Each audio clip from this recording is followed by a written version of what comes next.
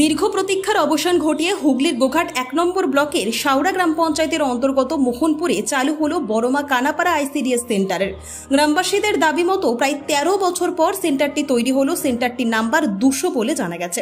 শুক্রবার সকালে আইসিডিএস সেন্টারের শুভ উদ্বোধন করেন গোঘাট ১ নম্বর ব্লকের পঞ্চায়েত সমিতির সভাপতি বিজয় রায় ও পঞ্চায়েত সমিতির কর্মাধ্যক্ষ সঞ্চিত পাখিরা।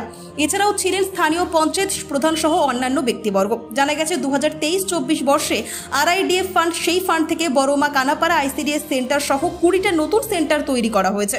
আইসিডিএস তৈরি হওয়ায় গ্রামবাসীরা রাজ্যের মুখ্যমন্ত্রী মমতা বন্দ্যোপাধ্যায়কে ধন্যবাদ জানিয়েছেন।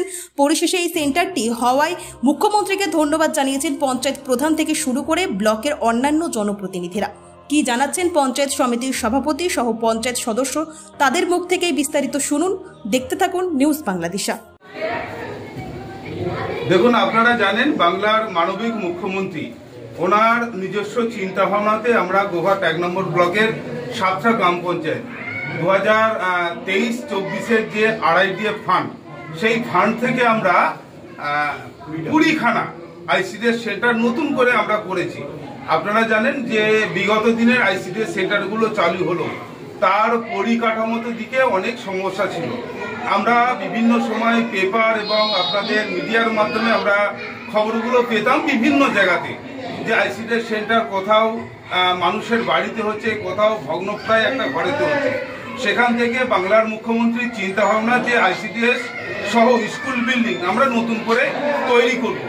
আমরা আগেতেও এই কাজ করেছি। বর্তমানে গোঘাট ১ নম্বর ব্লকেতে আমরা ২০খানা আইসিডিএস সেন্টার নতুন করে আমরা তৈরি করেছি, যার আমরা আজকে ৩টে আইসিডিএস সেন্টার শুভ উদ্বোধন করলাম। আমাদের শাওড়া অঞ্চলে বর্মা গ্রামে এবং বালি অঞ্চল রাধা বল্লভপুর গ্রাম এবং কৃষ্ণ বল্লভপুর গ্রামেতে এই আইসিডিএসগুলো আমরা শুভ উদ্বোধন করলাম এবং পরবর্তীতে আমাদের ধাপে ধাপে ২০খানা আইসিডিএস বিল্ডিংই আমরা উদ্বোধন করব এবং দিদিমণিদের হাতে এই বিল্ডিংয়ের চাবিকাঠি তুলে দেব। এবং আবার আমরা এই ২০২৫-২৬-এর যে আরআইডিএফ ফান্ড, সেই ফান্ড থেকে আবারও আমরা ১৬খানা আইসিডিএস সেন্টার নতুন করে করার জেলা থেকে আমরা অনুমতি পেয়েছি, যার টেন্ডার প্রসেসিং ইতিমধ্যে শুরু হয়ে গেছে। সেগুলোও আমরা ভিত্তিপ্রস্তর স্থাপনে উপস্থিত থাকব। সবটাই বাংলা মুখ্যমন্ত্রী মমতা ব্যানার্জির নিজস্ব চিন্তাভাবনা এবং ওনার সিদ্ধান্তেই আমরা যে সমস্ত কাজকর্মগুলো আগিয়ে নিয়ে যেতে পারছি। জয় বাংলা। আপনার পরিচয়? বিজয় রায়, গোঘাট ১ নম্বর পঞ্চায়েত সমিতির সভাপতি।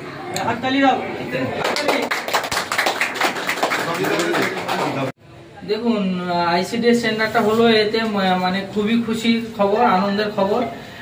কেননা এর আগে আমাদের আইসিডিএস সেন্টারে খুবই সমস্যার মধ্যে ছিল। মানে একটা ত্রিপল খাটিয়ে সেখানে রান্না বান্না হতো, বাচ্চাদের পড়ানোর মতো জায়গাও ছিল না।